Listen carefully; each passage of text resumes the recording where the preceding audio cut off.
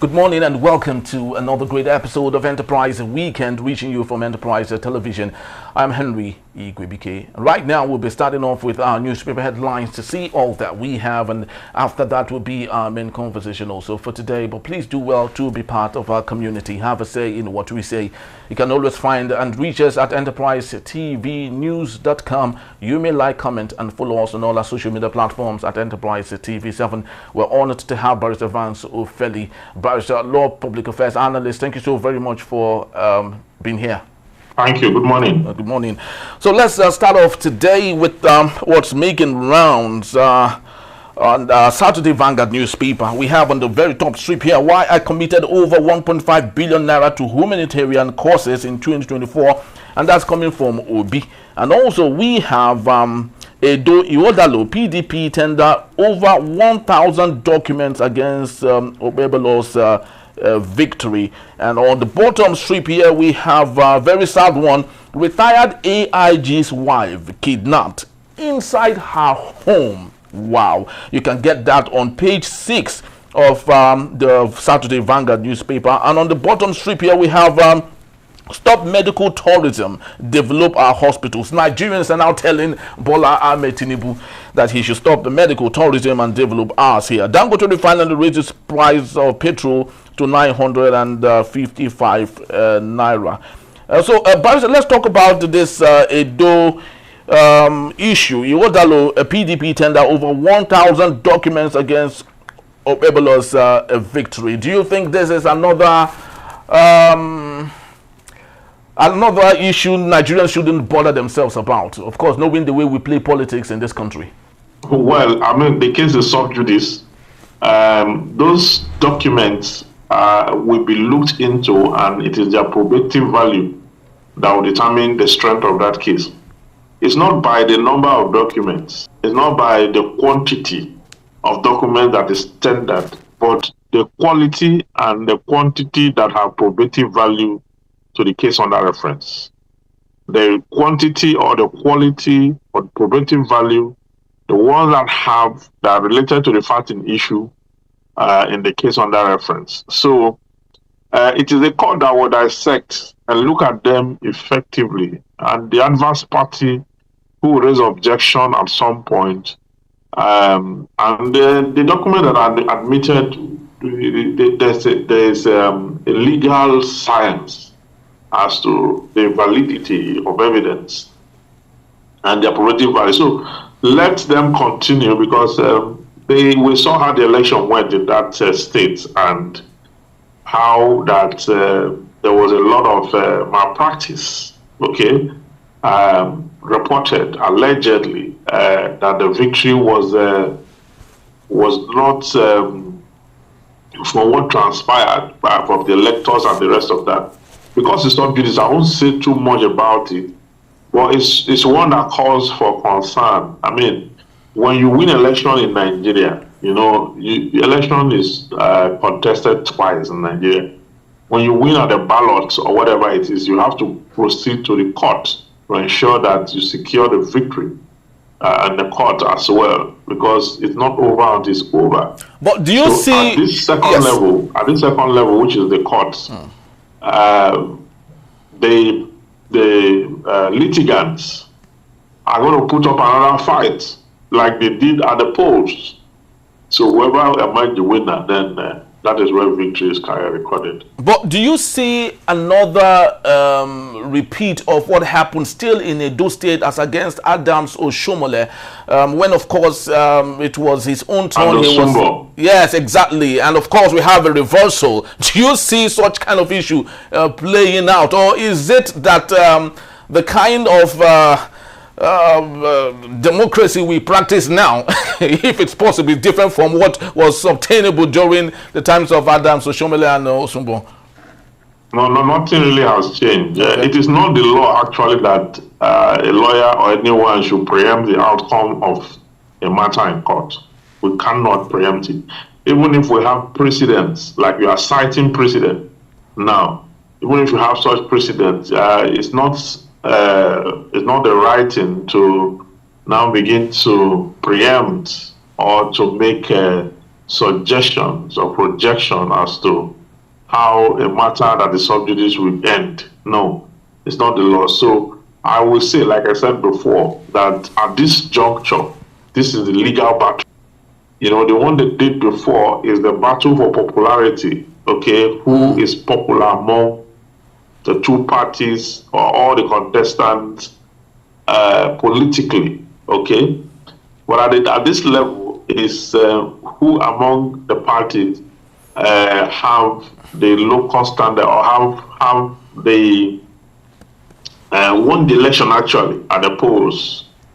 Okay, it's possible that the one the people actually won. It's possible that someone else won, and then it was of tumble. The court will use evidence to trade this part. Okay, and when that is done, to be clear to the people, the areas where you have irregularities and the rest of that, sometimes the court will declare a rerun in an area of local government or wherever it is where you have practices. Sometimes the court might nullify the election. Sometimes it might, it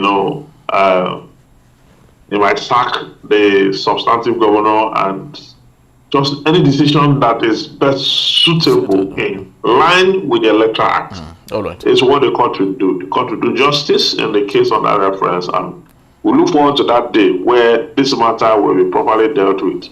All right.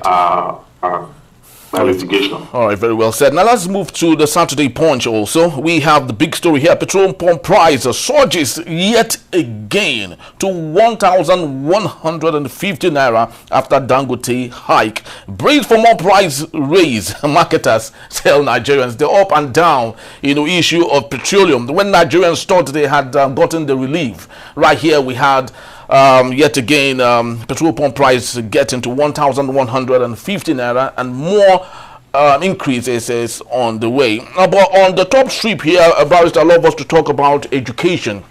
Yet again, success secrets. Now we have 8 Unilag female first class graduates, and they were talking about how they were able to achieve that. Do you think in today's world, where value is most important, where deliverables is the most symbolic thing, do you think it's again important for undergraduates to be so concerned about the first class and the grades that they come up with at the end of their schooling? Well, having a first class is a byproduct of hard work, consistency, and merit. That is how I see it for those who achieve that by virtue of their industry and by virtue of their company. At no point should we discourage people from having excellent results. At no point should we do that. I mean, whether there's employment or not, whether society is moving forward or backward, or whether society is convoluted, confused, and relegated. Academic excellence play a role in society, and people can be gifted in various ways. Some people are intellectually so gifted that they do very well. And that academic excellence, I fall in that category. Okay, I fall in that category. I function highly intellectually. Okay, in school and out of school. So it is good that people have such kind of prowess. We cannot quarrel with that enough. What we should quarrel with is to say that society must be made in such a way that these persons who are resourceful, who have acquired this level of excellence and dignity, should have a place in the same society where they can flourish, so that we don't lose them to the West, because people who emerge first class in Nigeria, when they go to the West, they are even far more better because of the facilities and the possibilities to make things happen faster and all that. So we should encourage people. They should stand as a point of reference to the fact that society still have some strings of redeemability. Or otherwise, we will say that the society has become irredeemable.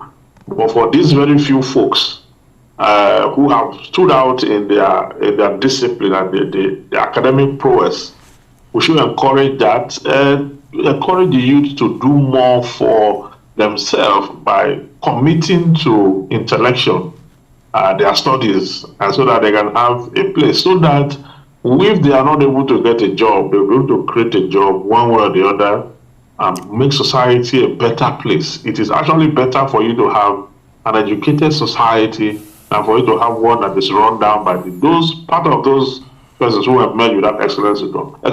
You cannot find them on the expressway defecating. That's one of the things I can guarantee you. And their likes who have gone to school will not be in the express defecating. So if we imagine that the entire society is in that bracket, then we would have solved the problem of indiscipline indirectly, would have solved some of the problems that is associated with social vices and vandalization of social infrastructure, would have solved so many behavioral patterns and problems, so many behavioral patterns that are inimical to society, and would have been able to push forth our citizens to have a better state before government is able to work on the economic trajectory of the state. Society and our citizens would have been exfoliated from the banalities of antiquity. So they now have a place in society where they can, contribute positively to the growth of this society. Anything that will lead to growth in Nigeria should be highly encouraged. Anything that will lead to peace and tranquility, provision, human resources, human capital, self-development, self-discipline should be highly encouraged. Self-reliance should be highly encouraged. We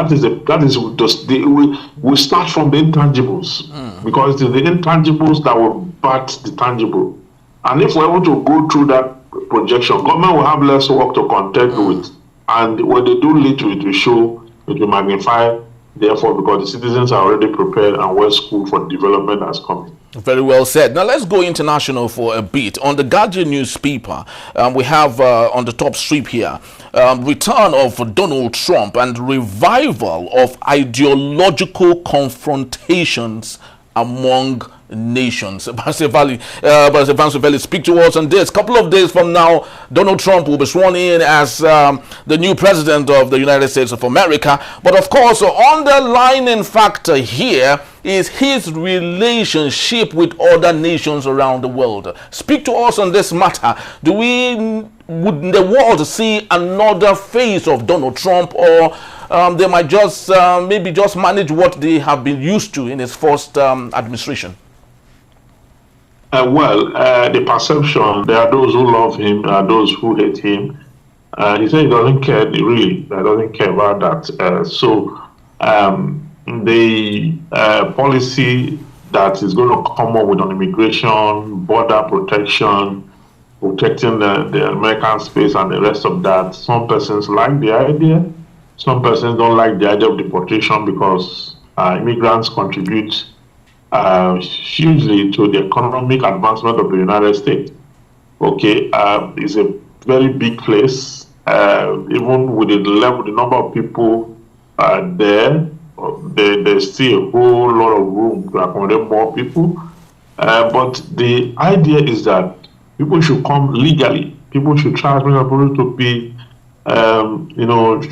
coming lawfully and keep themselves law-abiding at the same time. Not everything is saying that is not proper. If you listen to him deeply, you find sense in most of the things he's saying. It's just that sometimes he goes extreme, like talking about, yesterday he repeated it, like the ally is proposing with Canada to make Canada a state and all that. He repeated it.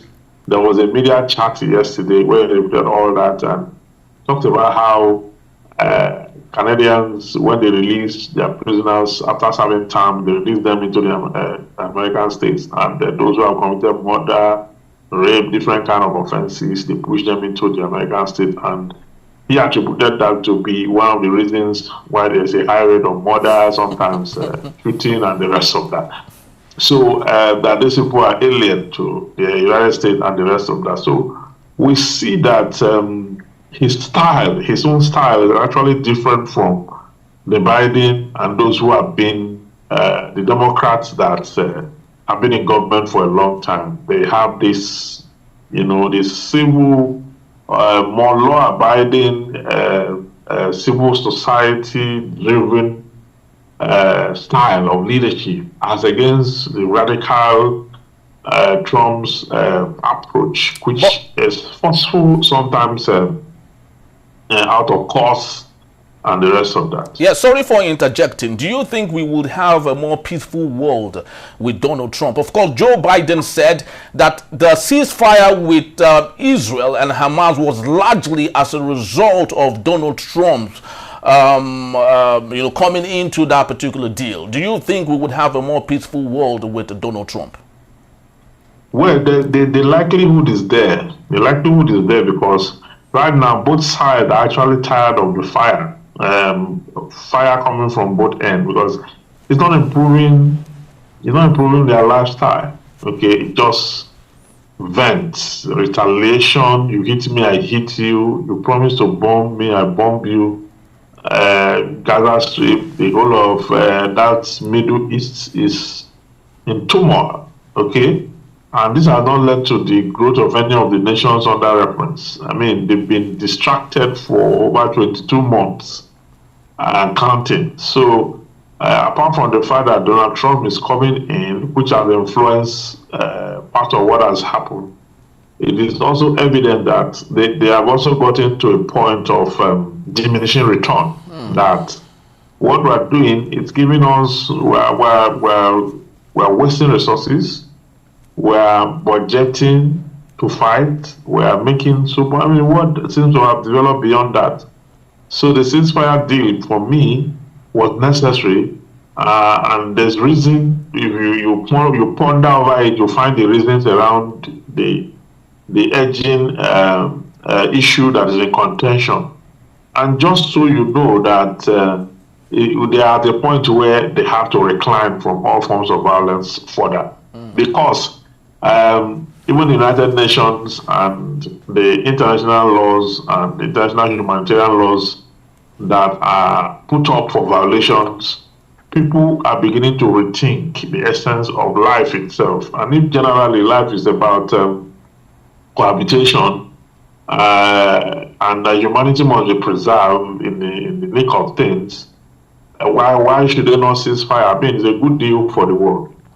All right, thank you so very much. We would leave it at this particular point. Thank you, Barrister Vance Ofeli. And just to let you know that he will be here, and we will be joined with High Chief Peter Ame on our main conversation. When we return, presidential villa power supply sabotaged by cable thieves. It's still Enterprise Weekend. I'll be right back. Please don't go anywhere.